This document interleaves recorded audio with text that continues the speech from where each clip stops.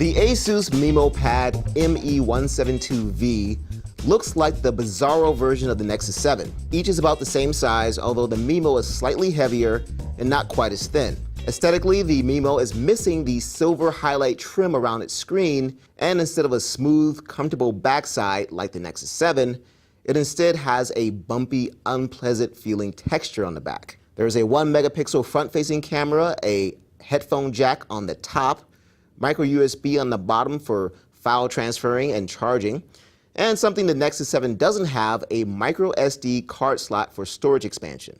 But unfortunately, that's kind of where the similarities end. The Memo has a 1024 by 600 resolution screen, which in 2013 is low.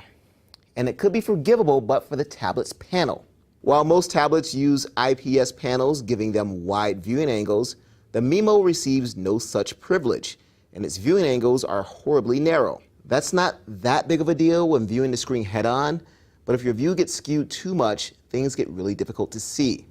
The Memo houses a single-core 1 GHz CPU, and while normal navigation is fast enough with some occasional hangs, if you're, say, downloading something while trying to play a game, even a 2D game like Angry Birds, performance is adversely affected.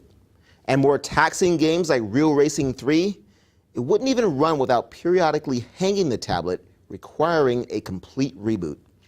The Memo does include several mini apps that run concurrently, but if you're running, say, the movie player and a browser, expect sluggish performance. The Memo costs $140 for 16 gigabytes of storage, and it includes a microSD storage expansion slot. For $60 more, the Nexus 7 offers faster, more stable performance with a higher quality, sharper screen. Now, that $60 difference may feel like a lot if you're on a budget, but I feel it's worth it to simply pay more now and regret less later. I'm Eric Franklin, and this has been a first look at the Asus Memo Pad ME172V.